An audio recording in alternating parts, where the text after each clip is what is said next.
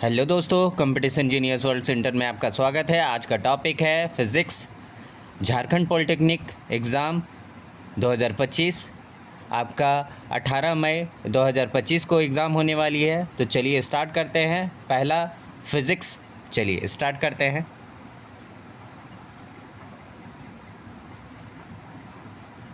पहला क्वेश्चन में बोल रहा है फिजिक्स में वास्तविक वस्तु का आभासीय प्रतिबिंब बनता है। पहला है उत्तल दर्पण में, दूसरा है समतल दर्पण में, तीसरा है अवतल दर्पण में और चौथा है इनमें से सभी। तो यहाँ पर इसका राइट आंसर हो जाएगा वो है ऑप्शन बी। ऑप्शन बी यानी कि समतल दर्पण में। चलिए क्वेश्चन नंबर 2 में देखेंगे।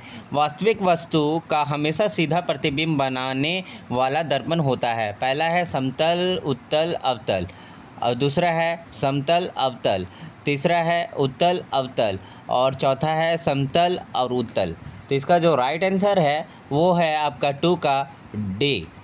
2 का डी ऑप्शन राइट आंसर हो जाएगा डी, यानी कि समतल दर्पण और उत्तल दर्पण। चलिए नेक्स्ट में देखेंगे। क्वेश्चन नंबर 3 में देखेंगे वास्तविक प्रतिबिंब की प्रकृति कैसी होती है। पहला है उल्टा, दूसरा है सीधा, तीसरा है सीधा और उल्टा और चौथा है इनमें से कोई नहीं। तो इसका जो राइट आंसर होगा तीसरा का वो होगा उल्टा। हमेशा उल्टा बनता है तो ऑप्शन ए इसका राइट आंसर हो जाएगा। क्वेश्चन नंबर 4 में देखेंगे वस्तु से छोटा प्रतिबिंब बनाता है। पहला है उत्तल दर्पण, दूसरा है अवतल दर्पण, तीसरा है समतल दर्पण और चौथा है उत्तल दर्पण और अवतल दर्पण। तो इसका जो राइट आंसर होगा चौथा का वो होगा ऑप्शन डी। ऑप्शन डी यानी कि उत्तल दर्पण और अवतल दर्पण। ठीक है, चलिए नेक्स्ट में देखेंगे। क्वेश्चन नंबर 5 में देखेंगे प्रकाश के प्रवर्तन के नियम के अनुसार। पहला ऑप्शन है आपतन कोण परावर्तन कोण से बड़ा है, दूसरा है आपतन कोण परावर्तन कोण के बराबर है और तीसरा है आपतन कोण परावर्तन कोण से छोटा है और चौथा है सभी कथन सत्य है। तो इसका जो राइट आंसर होगा 5 का वो होगा ऑप्शन बी। ऑप्शन बी इसका राइट आंसर होगा, यानी कि आपतन कोण परावर्तन कोण के बराबर होता है। ठीक है, चलिए क्वेश्चन नंबर 6 में देखेंगे समतल दर्पण द्वारा बनाए प्रतिबिंब सदा होता है। पहला है क्या है आभासी और उल्टा, दूसरा ऑप्शन है वास्तविक और सीधा, तीसरा है सीधा और आभासी और चौथा है वास्तविक। तो इसका जो राइट आंसर होगा छठा का वो होगा ऑप्शन सी। ऑप्शन सी इसका राइट आंसर होगा, सीधा और आभासी होता है। ठीक है, चलिए नेक्स्ट में देखेंगे।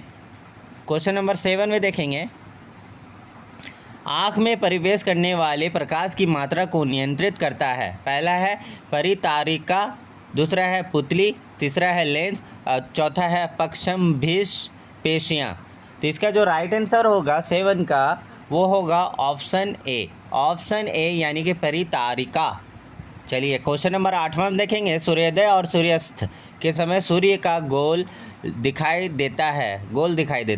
पहला है गोलाकार, दूसरा है घनाकार, तीसरा है अंडाकार और चौथा है चपटा। इसका जो राइट आंसर होगा 8वां का वो होगा ऑप्शन डी। ऑप्शन डी यानी कि चपटा दिखाई देता है। ठीक है, चलिए नेक्स्ट में देखेंगे। क्वेश्चन नंबर 9 में यदि दर्पण में बना प्रतिबिंब हमेशा सीधा आकार में वस्तु के बराबर है तो दर्पण पहला अवतल, दूसरा उत्तल, तीसरा है समतल और चौथा है इनमें से कोई नहीं।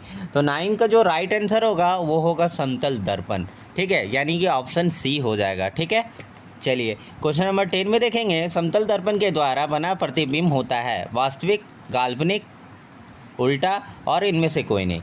तो इसका 10 का आंसर हो जाएगा काल्पनिक। काल्पनिक यानी कि ऑप्शन बी इसका राइट आंसर हो जाएगा। चलिए नेक्स्ट में देखेंगे। क्वेश्चन नंबर 11 में बोल रहे हैं निम्न में से कौन सा पदार्थ लेंस के लिए प्रयुक्त नहीं किया जाता है। पहला है जल, दूसरा है मिट्टी, तीसरा है प्लास्टिक और चौथा है कांच। इसका जो राइट आंसर होगा 11 का वो होगा बी, मिट्टी।